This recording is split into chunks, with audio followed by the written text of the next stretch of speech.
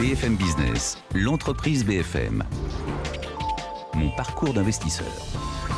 Chaque semaine, un nouveau parcours d'investisseur et on a le plaisir cette semaine de vous faire découvrir celui de Pierre Jourdain, le président du directoire d'Azulis Capital, Arnaud. Alors Azulis, c'est un fonds de capital développement et de capital transmission également, dont les montants gérés s'élèvent à 450 millions d'euros. Enfin, je parle toujours sous votre contrôle parce que les choses bougent beaucoup dans cet univers, avec comme secteur d'activité de prédilection l'agroalimentaire, la distribution, la santé, l'industrie et les services aux entreprises également.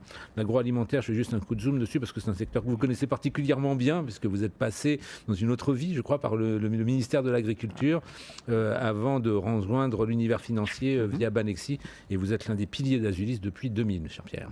Merci. Bonjour, Pierre Jourdain. Comment est né Azulis? Depuis combien de temps existe ce fonds et quelle est son histoire? Alors l'histoire d'Azulis, elle commence dans les années, on va dire, avant les années 60. Hein, donc très en amont. Banexi, c'était un des pionniers en fait du capital investissement, oui, bien sûr. Investissement minoritaire. Ouais. Et prochainement, c'était une entité qui faisait partie du groupe BNP Paribas. Et puis plusieurs associés, je dirais, se sont groupés dans cette entité. Comme le rappelait Arnaud, on a travaillé sur 4 secteurs, 4 métiers différents. Oui. On s'est groupés, progressivement, on était tous passionnés de ce secteur de la création d'entreprises, du développement des entreprises, de l'accompagnement. Et donc, nous avons progressivement pris notre autonomie. Donc, il y a une quinzaine d'années, on a commencé à sortir, effectivement, prendre de cette autonomie et créer ce projet Azulis, qui regroupe aujourd'hui 12 personnes. Qui veut dire quelque chose, Azulis, ou pas? C'est un joli nom. Est-ce que ça voulait dire... Initialement, oui, on devait changer de nom, Banexi. On aimait bien la pile Azulis, le bleu ou autre. Et puis ensuite, il faut trouver, effectivement, un nom qui soit disponible, et on a beaucoup aimé ce nom et on s'y est vraiment habitué.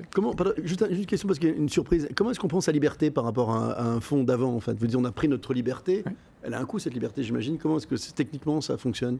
Techniquement, en fait, nous avons racheté 51% du capital à la BNP à l'époque. D'accord. Et progressivement, et ensuite nous avons racheté... On trouve des investisseurs pour racheter cela? Non, c'est nous-mêmes, c'est l'équipe, c'est les associés, en fait. On était 7 associés fondateurs à l'époque. D'accord. Et donc nous avons racheté, effectivement, ces sommes. Aujourd'hui, on a associé d'autres membres de l'équipe, effectivement, à ce projet. D'accord. C'est un projet d'autonomie. Ça correspondait, si vous voulez, aussi à un désir des banques. Je vous ai dit qu'initialement, c'est les banques qui ont un peu créé cet environnement au départ. Elles ont souhaité ensuite se concentrer sur leur métier. Et donc, beaucoup d'équipes ont pris leur indépendance comme la nôtre. Mais c'est intéressant parce que, Arnaud, je pose cette question parce que c'est bien la preuve aussi que c'est un métier d'entrepreneur. C'est bien sûr, et c'est justement ce sur quoi je voulais rebondir, parce qu'on voit bien que derrière, dans un univers, on une caricature souvent comme un univers de chiffres un peu froid. Là, au départ, il y a une expertise, mais c'est aussi une passion. Chacun d'entre vous est véritablement un mordu de son secteur d'expertise. Racontez-nous justement comment est-ce qu'on réussit à conjuguer la rationalité économique et financière avec quelque chose qui est un peu plus tripal, si vous me permettez ce mot. Vous le disiez au début, moi, je suis très agroalimentaire, par exemple. Moi, depuis tout petit, en fait, je m'intéresse aux sciences dans la vie. Je suis ingénieur agronome, ingénieur des eaux et forêts. Donc, et vraiment, c'était ces parcours d'entreprise d'agroalimentaire qui m'intéressaient. Ensuite, quand je suis parti faire ma copie aux États-Unis, j'ai aidé plusieurs chefs d'entreprise à défricher de nouveaux marchés dans l'agro. C'était de la moutarde, c'était des vinaigres, c'était des biscuits. Et vraiment, tout l'intérêt de ce métier-là, c'est d'accompagner effectivement des parcours d'entrepreneurs, d'équipes. Et revenant en France, j'ai fait ça. J'ai des collègues, Christine Mariette, par exemple, qui est spécialiste de la santé.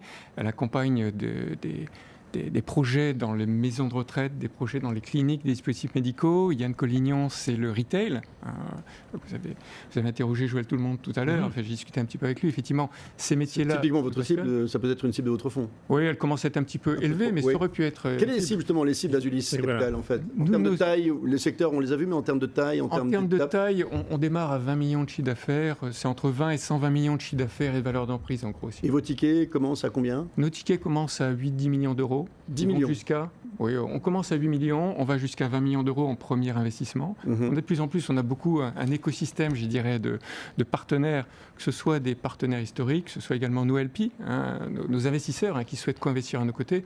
Donc on peut, sur un tour de table, on peut réunir facilement 30-35 millions d'euros, vous voyez, avec des fonds amis, en fait. On peut donner un exemple de vos 2-3 succès. Et notamment dans le domaine de l'agroalimentaire, parce que souvent, là, on se couvre la tête de sang. On va vous éviter les flops. On va vous éviter les raisons d'espérer dans ce secteur. Mais dans le secteur de l'agro, alors c'est ma petite passion à moi. Effectivement, on a accompagné un chef d'entreprise qui s'appelait Éric Terré. C'était une petite entreprise en Bretagne qui s'appelait Saveur, que je connaissais depuis une dizaine d'années. Et Saveur, effectivement, faisait des ingrédients pour l'agroalimentaire, pour les plats cuisinés. son objectif à lui, c'était en Bretagne, il avait commencé déjà des premiers développements en Belgique, c'était d'aller conquérir le monde. Et on s'est dit, effectivement, on connaissait pas mal cet environnement, on savait que c'était... Je vois l'œil breton d'Arnaud. Bien sûr, je le connais, mais allez-y, racontez. Son œil, c'est clair, c'est qu'il y a un truc avec la Bretagne. C'est toujours un peu comme ça avec Arnaud. Et donc, de Bréal, en fait, on a démarré ou autre, et on a vu effectivement des projets d'entreprise, des entités qu'on pouvait reprendre sur l'Europe du Nord, notamment, au Danemark, en Suède ou autre. Sur l'Allemagne, c'est un peu plus compliqué parce que des entreprises qui sont très, très familiales. Mais vous voyez, sur 5 ans, on a doublé la taille de l'entreprise. On est passé de 60 millions à 120. On a identifié une très très grosse cible aux Pays-Bas. C'était un peu gros pour nous. Et donc là, on a passé le relais à un autre fonds, ICA en l'occurrence. D'ailleurs, j'ai un de mes collègues qui a l'habitude de dire que nous sommes finalement l'école primaire des entreprises.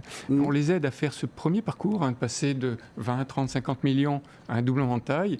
Ensuite, vous avez d'autres fonds à mobiliser et on passe à l'université. Et là, vous avez d'autres catégories d'entrepreneurs de fonds qui peuvent aider effectivement l'entreprise à se développer. Vous voyez, cette entreprise initialement Saveur qui s'appelle Solina aujourd'hui, elle est passée à 120 millions, puis à 250. Aujourd'hui, chez Ardian, elle est à près de 500 millions d'euros.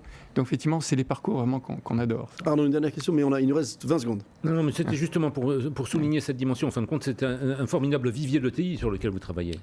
Et une dernière question de ma part à ce moment-là, en 10 secondes. L'école primaire, elle dure combien de temps en général? C'est-à-dire que vous accompagnez, en général, vous avez vocation à rester combien de temps au capital de ces entreprises? L'école primaire, elle dure de 5 à 7 ans en fait. D'accord. Ce que je voulais signaler également, c'est qu'on a une valence... entreprise sociale responsable qui est très très affirmée, qui est un de nos marqueurs chez nous. On accompagne l'ADI, l'association de Marine Novac, depuis 10 ans. Et puis nous-mêmes, effectivement, on s'applique effectivement nos principes d'investisseurs responsables, ce qui est d'actualité en ce moment avec toutes les préoccupations climatiques. Merci beaucoup, Pierre Jourdain. Je rappelle que vous êtes le président du directoire d'Azulis Capital.